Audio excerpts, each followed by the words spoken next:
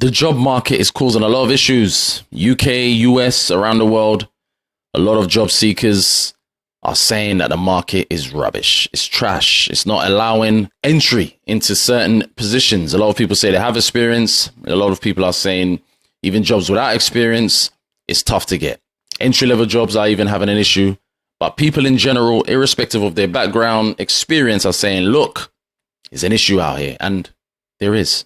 The numbers are crazy in terms of people who are, out of a position, and people who obviously will want a position are out of it. And yeah, it's at a point where I don't know what, the steps governments are looking to take in major countries. So I've got some clips of people in the UK. I've got people, also in the US who are talking about their experiences with jobs and moments that they've had, interviews, and some of the issues that they've faced. And yeah, let's hear what people are saying about this job market. But before, please like the video and let's get into it, man. One of the things I hate the most about this whole unemployment epidemic we've got going on currently is the fact that employers are so incredibly disregarding and disrespectful towards people's time. And the problem is that this happens in multiple places along the way. From the very beginning, they're asking you to fill out some long application for their job, which, by the way, the information I filled in that you asked me to do manually that I can't get through this process without was in my CV. You'd know if you got a human to read it instead of putting it into an AI reader. I feel like a lot of recruiters as well need to realize that not every job needs a passionate person behind it. There are some roles that you just cannot write a lengthy essay about why you want to work there. Who's passionate about cleaning? It's not a job that I want to diminish because it's so important, but who's excited about it? Who's excited about cleaning other people's caca? And we was telling people to write a cover letter about why you want to clean places because I need money. The way they ask you to fill out what's already there is just rude. And then when you finally get past that, it's sending the application and waiting for their response. I understand they have a high volume of candidates, especially in today's day and age, but as a recruiter, I think the bare minimum that you can do for all these applicants who have taken the time out of their day to apply for your company is to respond to them. I deeped it a few minutes ago. I was like, hang on.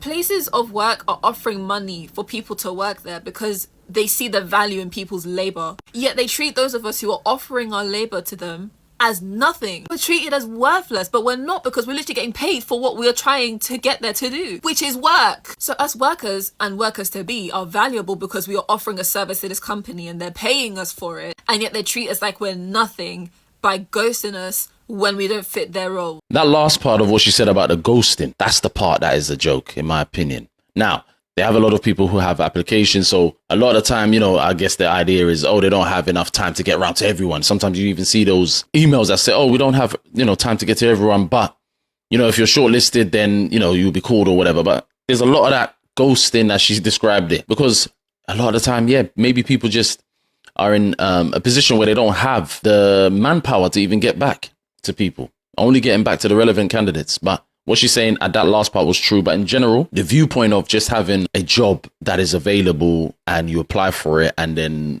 the processes that you're having to go through for even menial, well, I wouldn't say menial, or even, lower skilled positions, like she mentioned, you're still having to go through all the ups and downs, the round and rounds for it. And you're thinking, yes, you want something. Let's just say it's not your background, because obviously you need something quickly.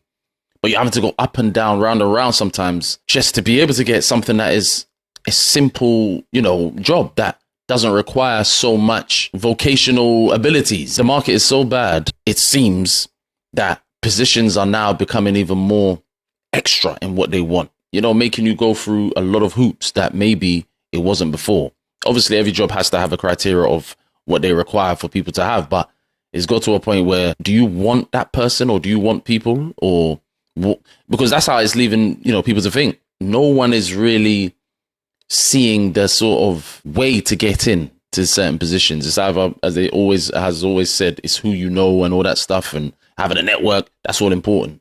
But it seems some of the job applications are not as straightforward, and the budget cuts that they're saying that are within businesses, which they're now decreasing salaries for certain jobs, and obviously being able to now still get people to apply, because there's this form of, now in humans, a lot of the time, desperation when they have things that they got to pay for.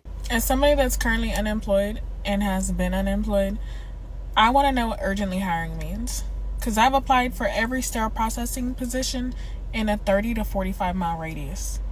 I've applied for every front desk dental position in a 30-mile radius. I don't know what else to apply for. Are you guys hiring or are you not hiring? You just want to see who are looking? I don't know what I'm supposed to do. Because back in the day, you could really walk into a job, give them your resume, they call you back in a couple days. That's not really how it's going down. I've applied for serving positions, bartending positions, dental front desk, and sterile processing because that's what I have experience in. I've been serving bartending for almost 10 years. I've had 4 years of dental experience, and I just finished a sterile processing program this time last year, and I haven't heard anything back. Sometimes you even got a question. Are there even real jobs out there? Because some of these posts, they're coming out, they're saying vacancy available, they give you the synopsis of the job. And as she said, another one saying no one is getting back. You know, I get it, the competitive aspect of it. But when does it get to a point where you got a question now? What are some of these job listings about? Because I've also, you know, if you've heard of the word ghost jobs, something like that. And that's another thing. A lot of people are just probably collating information, you know, to hit quotas in their business of saying, okay, these are the amount of people that apply to something, or, you know, just getting data on people. But a lot of the time, people are just applying in this climate and either not getting some of the jobs that they are qualified for, and even entry-level positions are becoming tougher, you know. So her being a bartender and being able to, you know, have that skill, and obviously she said the dental side of things, maybe that's where you have to push maybe a bit more, because there's just so many instances where you're going to have to try different avenues even, you know, even, yeah, the dental is a background, try and pushing that, but probably have to get a lower salary initially, or just trying something totally different, you know, and even that is tough because, again, they say, oh, you need experience, you know, so it's like, where do you go, you know? But she also had some comments, and I know from this particular comment that this is Indeed website. This person has applied for 213 jobs. I don't know in what space of time, but she's had 2 interviews nonetheless. Another one is 1,192 applications and no invitations and nothing. And this is, again, that's Indeed. I can tell that's Indeed website. That's another person that came up and said, look, this is what I've done. And there's so many people in her comment section showing the results of applying, but no interviews. So yeah, it's crazy out there. This for me is signs of a recession. It's as simple as that. You have to look at to your own ability and say, okay, what can I do that I'm good at? And really search, you know what I mean? And come out with something. It doesn't matter how or how much or how big it is, how small it is, something where you can at least, you know what I mean, put your own skills to the forefront. It is so demoralizing knowing that you have a degree or master's or you have years of experience, yet you cannot land yourself a job. I have a degree in criminology with psychology, a bachelor's of arts, got a 2-1, whatnot. I've had my fair share of jobs in that field, but now I'm trying to pivot into something completely different. And you don't even get a look in. And I fear it's only going to get worse with the upcoming use of AI. And AI is going to be taking over all these jobs. So the mass of employment is going to creep up. People are worrying about money, their future, failing, and day in, day out, they're submitting multiple applications, they're receiving rejection emails. It is crippling. It is causing anxiety, it's causing depression, especially if you're just at home looking at the same 4 walls day in, day out. And think about it, this is just going to lead to people having sleepless nights, not having the motivation to go outside, not having the motivation to submit applications because all they're going to receive is rejection emails. Where do we go from here? Then the mental health crisis will be upcoming, and then the government are saying, well, everyone's screaming they have depression, have anxiety. Yes, we do have that, because the world we're living in is disgusting. Yeah, that last point about the mental health aspect, yeah, there's people that, again, will be thinking of all the things they need to pay for, you know, the bills. And that's the problem with jobs. You see, job, once you've got it, okay, you're doing your thing. Once you're in it for a number of years, you're good, right? But it's one of those ones where anything can happen at any moment. So always having that kind of mind where, as much as you can, to not be having your identity tied up. Because once your mentals are not in the right state, if you lose that position, then that's where it can take its toll, you know? So trying to, as much as you can, not say that, oh, you're going to go in with some form of, this can go at any moment. You can have that mentality, but it's just to know that there are issues that can take place with being so tied, I think, mentally to a position, to think that this one position is the thing that, because you've had it for a number of years, you're wrapped up and engrossed in it mentally. So then when it goes, it affects your mental health even worse. How you think and how you even perceive yourself, because you've been at a certain place for so long, or you're skilled in certain things, and then boom, something happens, and then now you start questioning your worth. That's where the problems can lie as well. So having the ability to do what you do, but always knowing you have to be more than your title of a job, in a job, so then you can start valuing yourself more than just your day-to-day work. But even when you do have issues like this, as she's saying, people will be not even wanting to apply when they're not getting through.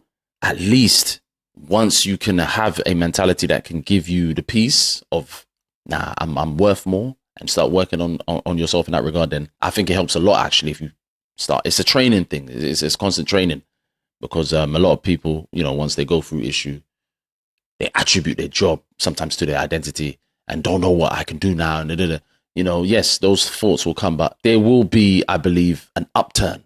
After experiencing the highs and lows of unemployment for basically 2 years, the idea of landing an offer actually frightens me. Like, obviously, yes, I think a part of me would be really excited about going back to like a good paying job and having a structure in my life again. But I have just been living without that structure and kind of just with the freedom to do my own thing for so long that the idea of sitting in front of a computer for 9 hours freaks me out. It does just make me think like, this is not what I'm supposed to be doing for the rest of my life. It's not a great feeling.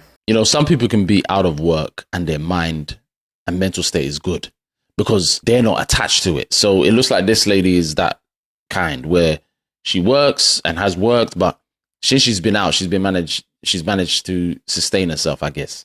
So she's at a point where she's like, look, I've had this kind of comfort of being out, although it's not comfortable when you don't have the resources. But I'm sure, like I said, she can probably sustain herself for the period she's out. But she is more of the mind of, I'm fine with not having the typical day-to-day hustle and bustle because I don't have my identity in it, So that's why she's fearful of having an offer. It doesn't mean that she doesn't want to work and do and be productive in this world. I think that she has something that she believes that she's capable of doing that is more than the positions she's been in. So that's where the fear comes from of like, I know I want, but do I really want that environment again? Do I really want to be amongst an office environment on the laptop or on the computer and having the same conversations and the monotonous nature of going to work on the train, or if it's a car, however they're getting there, it's the daily routine that gets to people. And I think then on top of that, it's the way work is. It's the rigidity of it sometimes in a lot of places.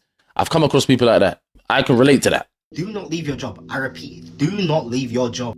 I left my job last year in February. It is now April 2026 and I'm still unable to find work. And the funny thing is, ever since I was 16, I've never been out of work for more than 6 months. Yeah, the job market is genuinely cooked. I can't even get a call back from McDonald's. Can you imagine? Now luckily I have other sources of income, but I won't pretend like it hasn't messed up my routine, my structure, and my mental health. This guy's telling people, hey, stay in the jobs. If you're at a point where you can maintain for a period and you decide you need to step away because it's literally proven that it's affecting your health because you are not allowing your mind to work in the ways it should, because we still have to use our mind and control it. But if you're at a point where you're allowing the monotonous way of or stress or the work you do to affect you, then yeah, you need to step, because it wouldn't matter if you are in a position where you can't sustain and you're still trying to maintain your health. Your health will be the issue. So it wouldn't matter what job you have. You need to maintain the health aspect to even get in a job and maintain a job. So you would have to pick what makes sense. But if you're in a tight situation, then in general, what he's saying, I get it about, staying in the job. He even said he could even get a reply from McDonald's. He said he's always had a position and always been, working. So he understands what, it entails, but he ain't getting it. And that's the crazy thing about it. Even people who have been doing things for a number of years are still in a position to not have, not have. So also there was a report in April on the ING website, ING Bank, ING Group, basically. They said there's a drop in UK unemployment, but it isn't all it seems. A drop in UK unemployment numbers. So the UK unemployment rate, which dropped from 5.2% to 4.9% early this year, appears to be driven by a spike in economic inactivity. So people, obviously, that's, not at all, in any position, as opposed to a rise in employment. And more importantly, it is likely to rise again as the energy crisis takes its toll on Britain's jobs market. That's why we don't currently expect the Bank of England to hike rates this year. So it's gone to that level, 5.2 to 4.9. But in terms of the amounts of people, it's roughly in the UK 1.8 million people that are reported, to be out of a position. Okay, so CNBC just published an article about long-term unemployment becoming the status quo in today's job market, and you should read it because everything that you are feeling is in there, okay? The article starts by talking about the numbers. 1 in 4 unemployed people have been job searching for over 6 months. That's 1.8 million Americans. And typically long-term unemployment goes down after a recession, but I think we're actively living in a recession, so this time it's going up. This is just like the UK. They've termed long-term unemployment as like the status quo. US are feeling it. UK are feeling it. All the major cities or the countries, I would say, are having issues because, yes, recession, as she says, she seems to believe that's what they're in. And when it does subside, yes, jobs generally start coming available. But what are the actual numbers and reasons? Because, yeah, you can see all these numbers, but there's other things, man, at play here. There's other things at play. I accepted 10k less in my current job because the job market is so awful. If you're unfamiliar with my content, I was out of work for around a year and I have experienced this current job market, which is genuinely atrocious and easily the hardest job market I have ever experienced. I make content on that, and this video is relating to that same topic, that I had to accept less in order to just have a job. Luckily, I have a job in my field of marketing, but even then I've taken a pay cut, essentially. For anyone wondering, why would I do that? Why would I take less or settle for less? I hope that this really highlights how awful the market is and that it reached a point where I just had to accept that having a job was better than having no job. You see, with her, she was in marketing, so at least she was able to remain in there, even though she had a 10k pay cut, because, when you want to move around, it's something that you're thinking, okay, what's the pay like? Because you want to move to a new opportunity, but you're not finding it. And then also you sometimes have to move to a whole new vertical that's not in relation to what you've done. So at least she didn't take a pay cut in something that is not her vertical, because that is sometimes the annoyance or the issue and the problems that people face, is where they're having to take crazy pay cuts for things that they're just having to do on a quick basis, So yes, she can say at least, she just wanted to have a job and not have the opportunity, or the lack of opportunity not being one. But it's helpful when you at least have something that you've done and experiencing. So even if you do take a pay cut, there's a chance you can even potentially move up because you are qualified, at the level that's required or more. Yeah, with other people, it's just how they have their mind. What is their ideology? Do they think like, look, I can do anything? And if they get the offer, are they going to do that job that is not in their remit, or it's a smaller one, to their level? And I think with the mentality generally, from what I see of general people, they will do, as they say, most things that are not, at their level that they've studied or that they're qualified at.